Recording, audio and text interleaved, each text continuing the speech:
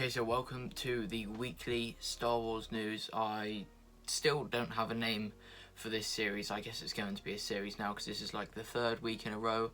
And we do have some good news for this week. And my favourite bit of news is actually the first one. I'm not going to make you wait till the end for what I think is the best piece of news we've had this week.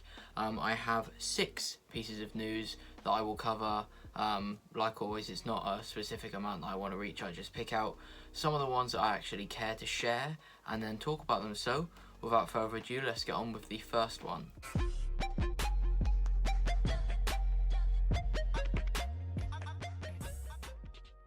Now, the first bit of news that I found this week that I want to talk about is a rumoured Disney Plus live action show of the Inquisitors. How good does that sound? Now, whether it will be the end of the Inquisitors, which I think will be really good because we don't really know how they got wiped out. Did Vader kill them because there wasn't any need for them anymore, or did they eventually all die to different surviving Jedi, like Kanan killed the Grand Inquisitor, for example, Maul killed a bunch of them in Rebels on Malachor, etc, etc, or will it be the start of the Inquisitors, which again would be really cool?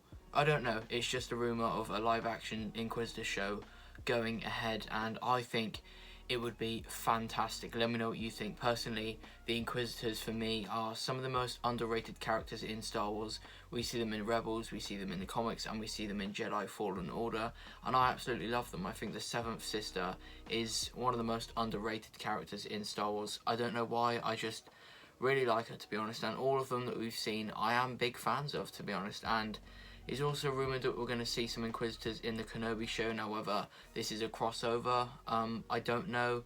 Chances are the Inquisitor show, if it happens, will take place after Kenobi, so then we will already know what some of the Inquisitors will look like in live action before we get the Inquisitor show.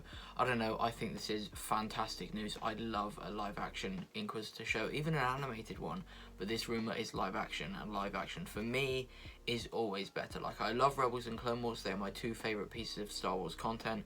But we've got to admit, if they were live action, which obviously they wouldn't be, that would cost so much money, but if they were, it would just be better, wouldn't it?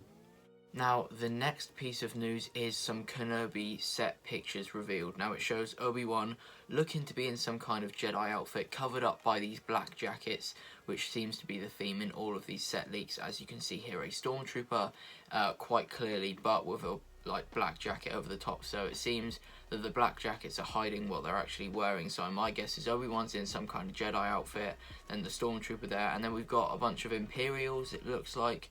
Not really sure of their rank or anything because the black jacket is doing its job correctly and covering up, so we don't really know too much about who these characters are, but we know that it's going to be a lot about the Empire. We know that Obi-Wan has filmed with stormtroopers. He said that in an interview. He's filmed with stormtroopers and Jawas for the first time ever.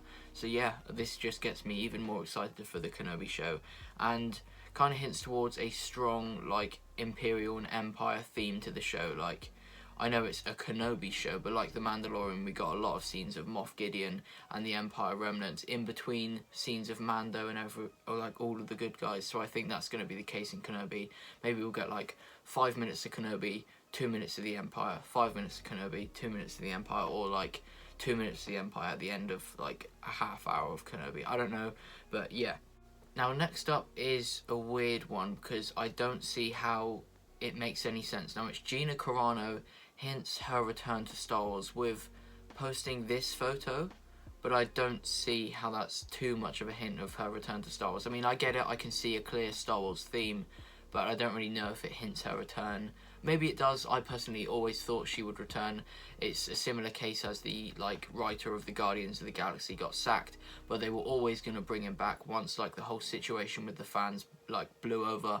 I've always thought that Gina Carano will be brought back. They just sacked her initially so that they would stop getting hate for not having sacked her, and then once, I don't know, we forget about the situation, we stop caring about the situation with Gina, she will get hired back because I think she needs to. She's a very important character in The Mandalorian, and she was meant to be one of the leads for the Rangers of the New Republic. And we've had many rumours saying that Harrison Dula will now be a lead in that show, which I would prefer, but for the sake of The Mandalorian, I will take Gina Carano or Cara Dune over Hera because it would help the Mandalorian show as well. But why not both? Why not Cara Dune and Harrison Dula? That's what I say.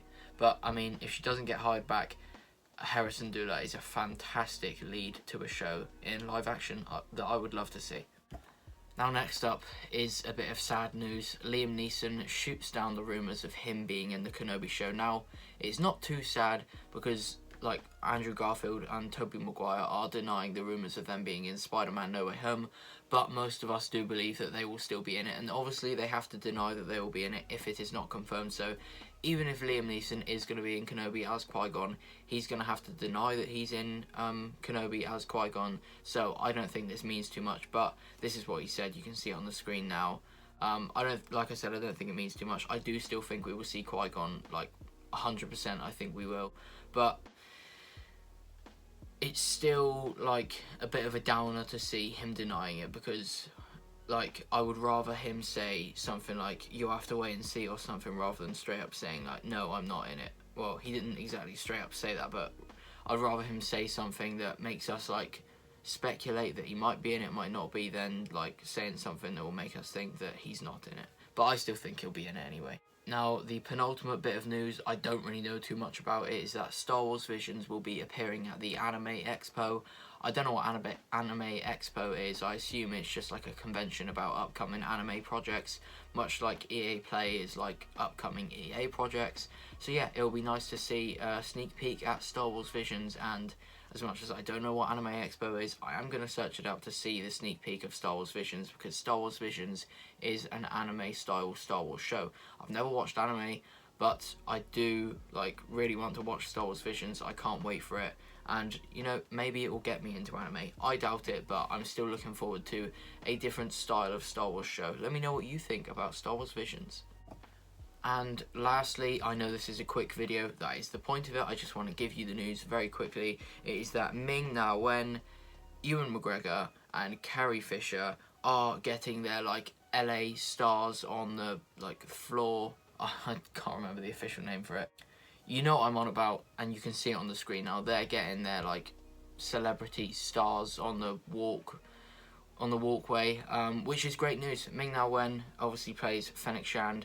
Ewan McGregor is obviously ObiWan Kenobi, and Carrie Fisher, who sadly passed away relatively recently, played Leia Organa, or Princess Leia, and I think this is very, very deserved. Now, Ming-Na Wen obviously isn't getting it due to playing Fennec Shand. That's obviously just a small contribution to her like credit as an actor, because she didn't exactly play like a huge role in The Mandalorian, and it's not like Pedro Pascal has got his star yet, and he was the star of The Mandalorian, so that is more for her whole career. But Ewan McGregor is most known for playing Obi-Wan Kenobi, so that is like the main reason why he's got his star, which is fantastic. I love Ewan McGregor, and I think he played Obi-Wan perfectly. And Carrie Fisher is obviously most known for playing Princess Leia, and again, I think it is very well deserved for her to get her star, and it is fantastic news. And as much as I'm probably never going to see it in real life, I'm glad that these 3 stars now exist.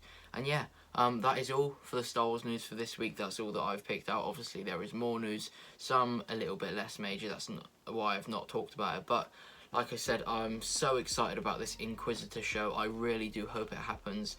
I still think Liam Neeson will be playing Qui Gon in Kenobi. And yeah, let me know what your favourite bit of news from this video was. Let me know anything that I've potentially missed that is big enough to get into this video that I should have covered. And yeah, thank you for watching, and in a bit. Also, I really quickly want to say that if the audio of this video you think is quite bad, I've just ordered a new mic, so expect a rise in quality of the audio in these videos very, very soon. And yeah, again, thank you for watching. Goodbye. Please subscribe. Thank you for 6.5k as well. And yeah, in a bit.